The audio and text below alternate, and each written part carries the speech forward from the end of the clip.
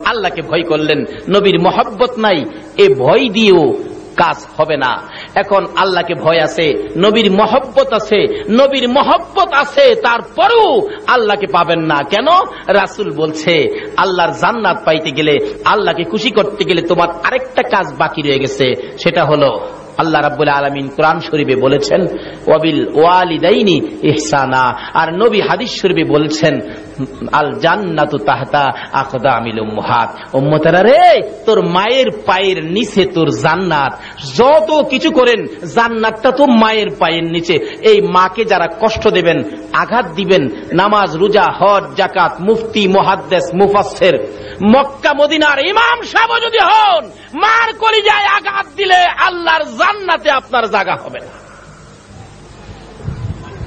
বাবা যুবক, মাহফিলের আয়োজন করেছো, আজকে তোমাদের ভাগ্য ভালো, নিশ্চয়ই তোমাদের মা নেককার ছিল।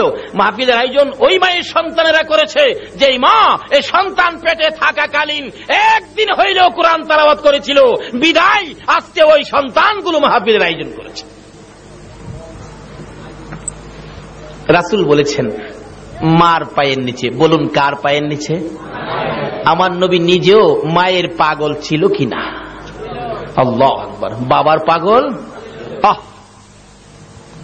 নবীর জীবনীতে পাওয়া যায়।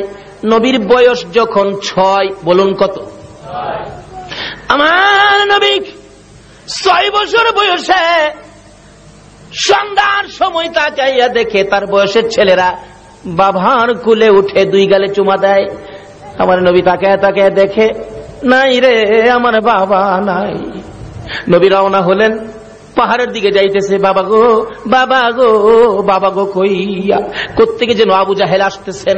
জীবনে কোনদিন আবু জাহেল আমার নবীকে আদর করে না, ভালোবাসা দেয় না। ওই দিন ডাকতেছে, বাতিজা কই যাও? ও চাচা, আমি জংলায় চলে যাই। কেন? আমার বাবা কই? বাবার ব্যথায় আর কলিজা মানে। আমার নবী কান্দে, চাচা গো, বাবা কই? জীবনে বাবা দেখলাম না, বাবার ব্যথা কলিজা মানে না। আবু জাহেল বলেন, বাতিজা আর সামনে যাইও না, একটু সামনে গেলে জংলার বাঘ তোমারে খেয়ে ফেলবে। যাও না, বাঘে তোমারে খাইবো তো। এটা আবু জাহেলের ধারণা, আমার নবীরে বাঘে খাইবো। আচ্ছা, আপনাদের ধারণা কি আমার নবীরে বাঘে খাইবো? আর একটু জোরে কোন খাইবো? বাঘে খাইবো দূরের কথা, নবীরে, নবীর উম্মতেরাই তো বাঘে সালাম দেয়। সুবহানাল্লাহ। আসতে গেলেন মিয়া। বড় পীরের জীবনী খুলে দেখুন, বড় পীর গাউসে পাকের জীবনী। গাউসে পাকের বয়স যখন 7, বলুন বয়স কত? আর একটু জোরে। ও, এটাই দিল লেখা, গাউসে পাকের জীবনী কইতাম না, লেখা আছে এখানে। কইবার আগে কিন্তু চলছে এদিকে। আসলে আলোচনা, লেখা দিয়ে আলোচনা বরকত পাবেন না, আলোচনার বাজেট দিবে কে? আল্লাহ। আরো জোরে কোন কে দিবে? এর মধ্যে মজা আসছে, বরকত আছে। গাউসে পাকের জীবনী আইসা গেছে মিয়া।